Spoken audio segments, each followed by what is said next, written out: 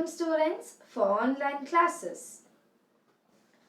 Today we'll continue with the chapter 3, that is LPG, Liberalisation, Privatisation and Globalisation. In the earlier session we had studied about privatization and globalization. Today we'll study about globalization in detail. Okay, so the topics for this session are outsourcing and WTO. WTO, that is World Trade Organization.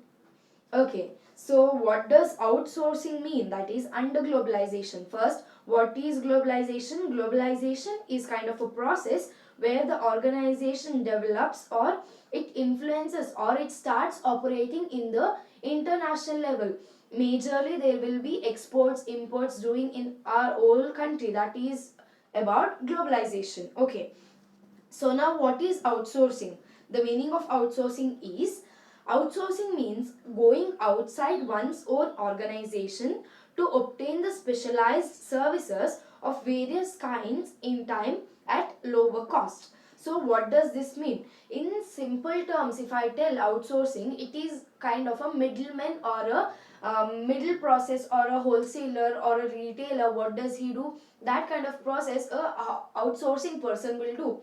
Even in similar terms, what I can tell, outsourcing is hiring a person outside the company to perform the services. For example, I will be having a company ABC Limited. So okay, so at this particular point of time, the owner or the company manager cannot go outside or do all the necessary services programs. So because of this, the company will hire a person to do all the necessary outsourcing thing. So what will be the services of outsourcing? Maybe any kind of banking facility, maybe any kind of loans which you need to provide, maybe any kind of savings which you need to put to the bank. So and even the music recording, film editing, clinical advice, record keeping, maintenance of accounts, railway inquiry and teaching, etc. All the services which will be provided by this particular person. So what will he do? He is a kind of person who is hired by any of the company to perform all these kinds of services. So what happens in when the company will be a large, when the company will earn very much profit, at that particular point of time there will be huge amount of work to be done. So at this particular point of time, what happens? The company will hire a outsourcer. So this is one of the best thing which could be done by a company, just because the outsourcer will advise all the necessary things, or maybe the marketing things, maybe the financial activities which is happening in the economy, maybe any kinds of demand for the products, how to what extent the supply of the product is been happening, all the necessary things which will be advised, or the information will be given by this outsourcer to the company. So this will be one of the positive thing, this will be one of the majorly thing happening to the economy globally. Okay, when I come to global, what happens to what kind of things are being exported, to what kind of things are being produced, and what kind of things are imported, all the necessary things will be done by outsourcer. And even what happens when you need to export things or when you need to import things, there will be tax duties, there will be very much procedures happening in the due process.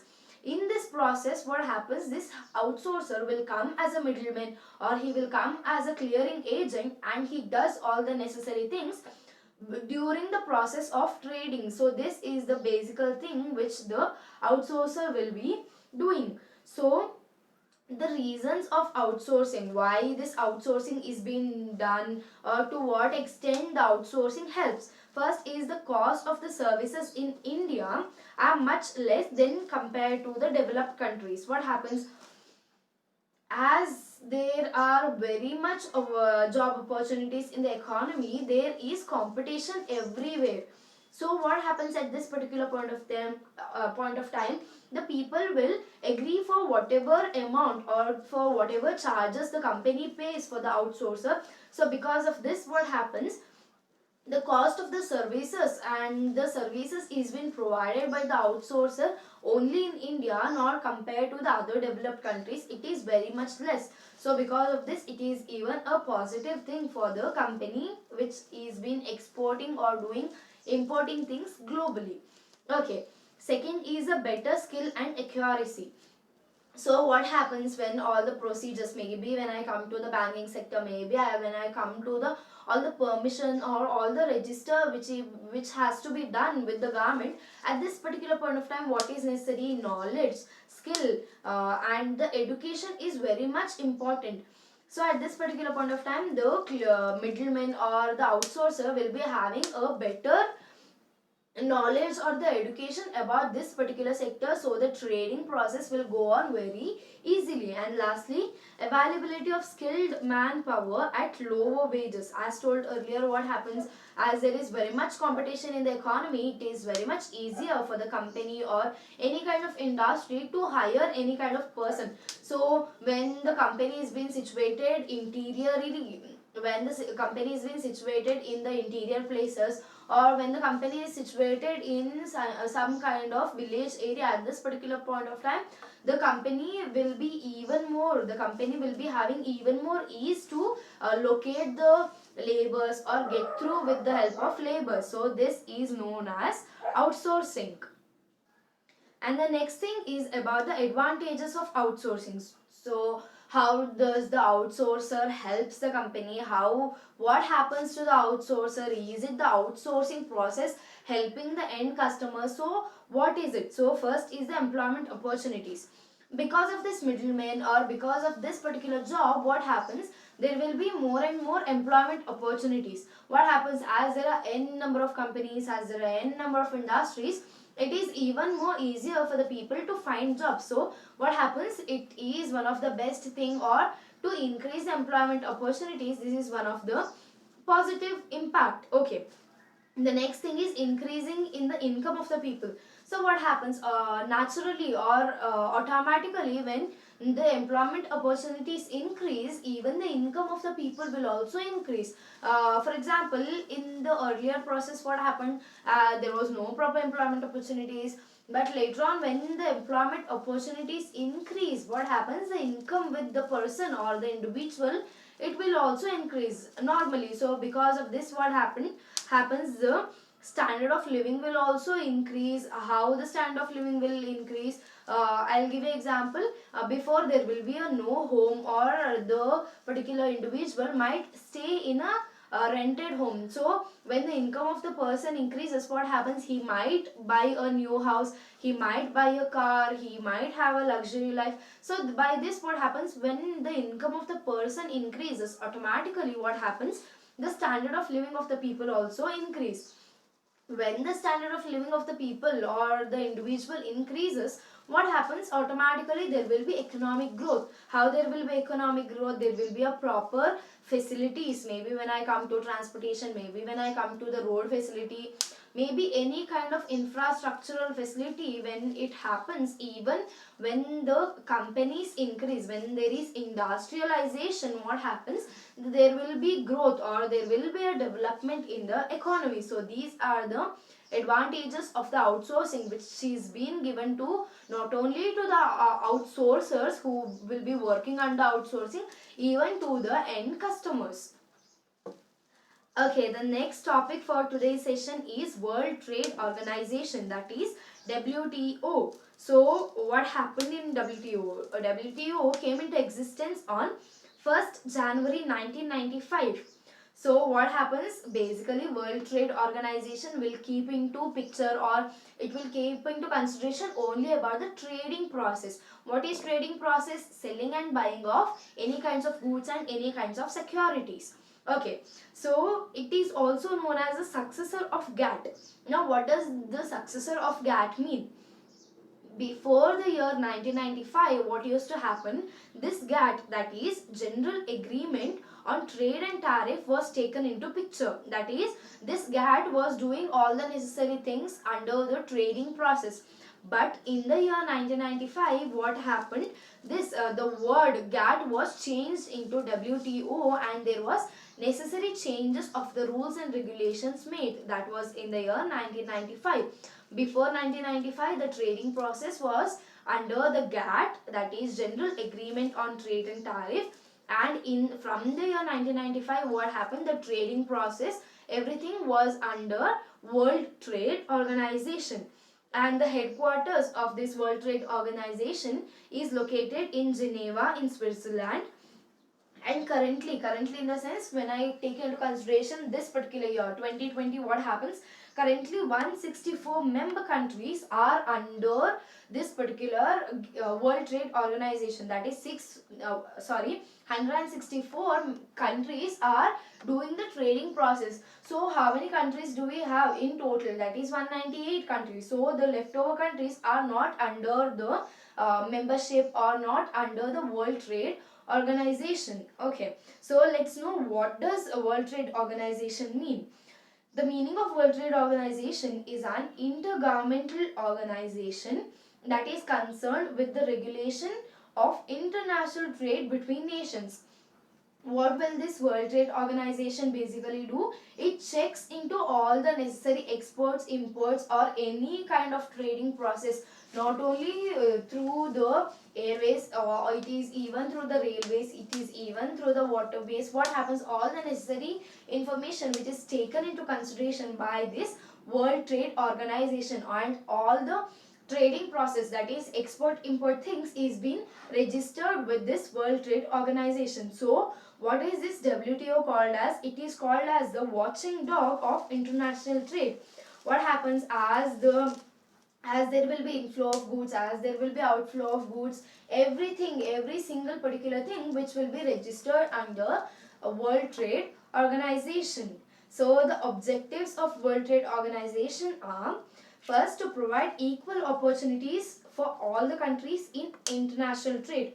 First, all the countries, in the sense, that is the 164 nations, only those which are registered under World Trade Organization. Okay, so equal opportunities in the sense, when I go to the year of independence, what had happened? British had put a rule that only our Indian products should go to the British and not to other places. So this is the unequal opportunity. So when we come to the World Trade Organization, what happened? There was equal opportunities for all the nations, so that you can send your goods, you can export your goods to any corner of the world. So this is the equal opportunities gave in the international trade. Next is to implement multilateral trade agreements among the member countries. First, what is multilateral trade agreements? It is the agreements which reduces the tariffs and makes the exports imports easier. How is it easier? Automatically, what happens when there is reduction in the tariffs, then there will be reduction in the export import duties or any kind of taxes which is paid during export import. It is natural that the people will tend to export more things and import more things. So by this, what happens? It is one of the easier thing, and the implementation of multilateral trade agreements, and with whom is it doing? Only with the member countries, that is with the 164 nations. So implementation of this thing by the WTO is one of the positive thing, and which is one of the greater thing, so that the export import things will be made easier. And even what will this WTO do? It will settle the disputes in the sense, any kind of competition, any kind of problem arising during the trading process, any kind of products which is been lost during the trading process. By this, what happens? There will be a misunderstanding between the parties of the different countries. So what will this WTO does? The WTO will do the necessary information. It will take into the investigation process. By this, what happens? Even the disputes will get into what a positive way under when we come to the WTO. Next is the optimum utilization of world's resources to increase production and trade in goods and services. What happens? Optimum utilization in the sense, to the best utilization of the goods, not using more and more goods. In spite of that, what happens? Using the goods in a better way. So by this, what happens? WTO helps the companies or the industries in producing the products in a best way and increase the production, or it even increases the productivity of the particular industry. And the next thing is to reduce tariff subsidies and trade restrictions. As told earlier regarding the multilateral trade agreements, what will this multilateral trade agreements do? They will reduce the tariffs, and because of this, what happens? Export imports will be easier. So because of this, even you can reduce the subsidies. What happens when subsidies is being reduced, or when subsidies is been given to any particular economy, it will be easier for the people to do the necessary things, and even the particular person can save it the profit for the future. So this, even when I come to the trade restriction, who helps in the trade restrictions? The outsourcer. As told earlier, what will the outsourcer do? He will act as a middleman in during the trading process. So even there will any kind of restriction which will be taken into consideration by the WTO. And lastly, to implement LPG policies and removal of trade discrimination among all countries. What is LPG policies? That is liberalization, privatization and globalization. To what extent the reforms which was taken into consideration, and even in the taking out the trade discrimination in the sense, only these kind of products, only these kind of quantity, only these kind of quantity should be exported to any kind of countries. That kind of trade restriction which will be taken out from by this WTO. So these are the objectives of WTO. And lastly, the favorable impact or the positive things or the advantages of WTO are: first, what happened? India's export of textile and export of service sector increased. So, when we go to the handicraft industry, as India is rich in resources, there is no very much problematic thing or difficult thing for our India to export any kind of textiles. And even when I come to the service sector in the sense, maybe infrastructure, maybe education, maybe health, any kind of facility which will be given to everybody in the economy. And next one is India's foreign exchange reserves increased. Foreign exchange reserves in the sense, the monetary policy which is being exchanged for the other country. So there will be no much problem when you export things. What happens? There will be inflow of money. There will be no much problem in the exchanging of the money from, maybe when I transport any when I export any kind of goods to America, at this particular point of time they will pay us in dollars. So at this particular point of time, it will be not much difficulty in exchanging the dollar money to the rupee money. Okay, so the next thing is BOP position improved. What is BOP? That is balance of payment. What happened earlier when we had studied, there was balance of payment imbalance. So later, what happened because of privatization, there was a kind of balance in the economy. Later on, when WTO took into charge about all the necessary trading activities, there was a proper balance under the balance of payment. Later, the next is increase in international competitiveness. Earlier, what happened when there was the garment sector? The garment sector was protecting the economy very much, so there was a huge competition because the government didn't leave the economy to compete with any other countries. So later on, what happened when there was privatization, the competitiveness started. So because of WTO also, what happens, there is a proper international competitiveness with the other countries, so that our India can compete with the other countries with the equal quantity or quality of products. Okay, lastly, the rapid progress in information technology and biotechnology.